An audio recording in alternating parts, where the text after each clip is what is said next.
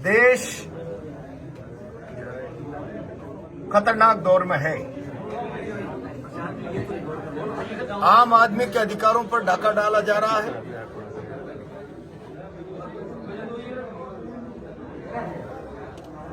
Vote की ताकत जो आम आदमी के पास संविधान द्वारा दी गई सबसे बड़ी ताकत है, सत्ता के भय से उसको भी छीने जाने का प्रयास किया जा रहा है। और इसके लिए पुलिस प्रशासन सारी की सारी शासन तंत्र की प्रशासनिक मशीनरी का उपयोग करना, मैं बहुत जिम्मेदारी से कह रहा हूं कि अगर वोटिंग का अधिकार, उसकी ताकत लोगों के हाथ में नहीं बची तो भारत में संविधान का कोई मूल्य नहीं बचेगा। महत्वपूर्ण मुद्दा है। दूसरा, राजस्थान में चारों तरफ अराजकता है, अव्यवस्था है, विकास नाम की कोई चीज नहीं है। राजस्थान त्रायमाम कर रहा है, सरकार बेखबर है। पूरा राजस्थान अतिवृष्टि से पीड़ित है। खासतौर से कोटा और बूंदी जिले के कई गांव में तो करोड़ों रुपए का नुकसान। और भारतीय जनता पार्टी की सरकार के प्रतिनिधि लोगों के बीच में जाकर फोटो खिंचाने के अलावा अब तक कोई राहत प्रदान नहीं कर पाए।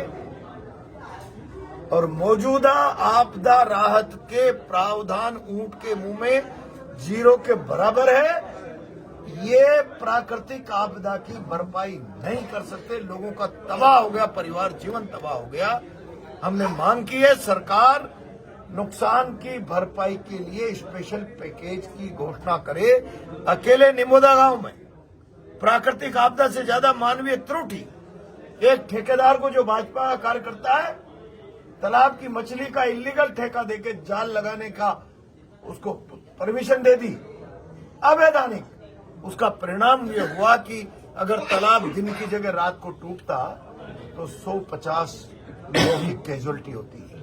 सारे गांव में देखते देखते चंद पलों में आदमी डूबे, इतना पानी आ गया। दिन का समय था, जान माल तो जान बचा ली, माल नहीं बचा पाए। लोगों के लहसुन, गेहूं, धनिया, चना, सारा गांव सड़ रहा है। जानवर बंधे के बंधे रह गए। कौन जिम्मेदार है इन हालातों का? और इन हालातों में जब राम रूठ जाए तो राज से जनता अपेक्षा करती है।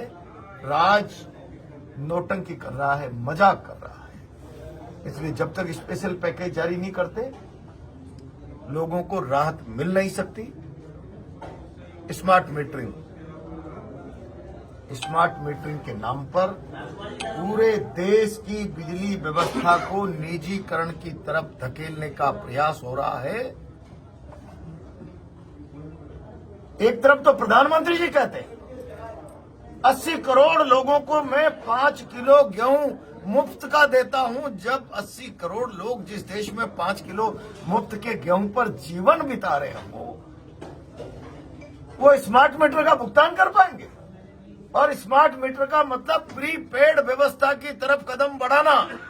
रात के 2 बजे लाइट चली गई, सुबह कमाता है, शाम को खाता है, उससे ये अपेक्षा करोगे कि वो रात को 2 बजे जून की भारी उमस भरी गर्मी में अपने फोन से रिचार्ज कर देगा? इस सारे देश के साथ अन्याय है, अन्याय। इन सारी बातों को लेकर पूरी ताकत से बंद करो ये वोटों पर लूट डकैती। प्रजातंत्र में सरकारें सुरक्षा की गारंटी है, भय का कारण नहीं।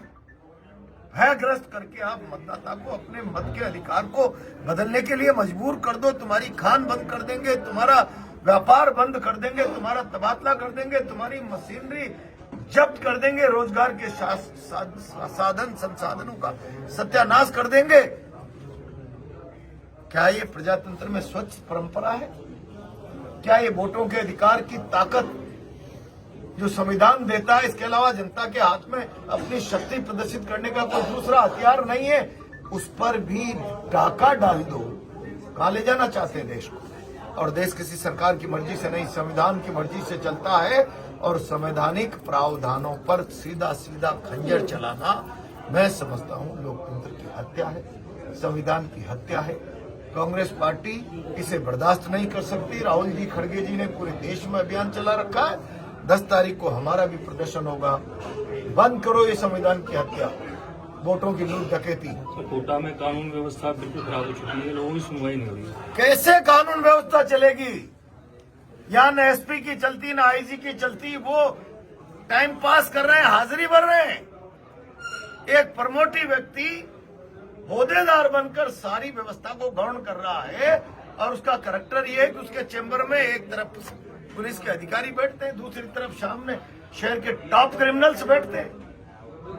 क्या संदेश देना चाहते हो? क्या इस तरीके से आप शहर की कानून व्यवस्था मेंटेन कर लोगे? जानबूझकर भाजपाई शासन शहर की नहीं पूरे राजस्थान की कानून व्यवस्था खराब करके अराजक हालात पैदा करना चाहता है। हम भाजपा के शासन की इस मंशा को पूरा नहीं होने देंगे। सड़कों पर ईंट से ईंट बजा देंगे। 10 तारीख प्रातः 11 बजे किशोर सागर तालाब से जुलूस प्रारंभ होगा, कलेक्ट्रेट तक जाएगा। आप मानना, स्टेट नई दिल्ली की सरकार के कानून के पर्दे फाड़ देगा हमारा।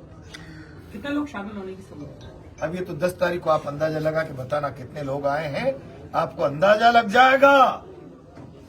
ये राजनीतिक दल का प्रदर्शन नहीं, पीड़ित जनता की भागीदारी जब बनेगी ना, भागीदारी तब लगेगा। अत्याचारों की तस्वीर है ये प्रदर्शन दिल्ली और प्रदेश की। इतने लोग आने वाले हैं। मुद्दा बता तो दिया, सारे मुद्दे बता। अरे कौन शामिल होने की क्या ऊपर से? अभी हमने प्रदेश अध्यक्ष जी को, नेता प्रतिपक्ष को कहा है। विधानसभा चल रही है, नेता प्रतिपक्ष शायद आवे नहीं। प्रदेश अध्यक्ष जी और किन किन लोगों को आना है, जिला संगठन ने प्रदेश संगठन को लिख दिया है। प्रदेश संगठन अपने हिसाब से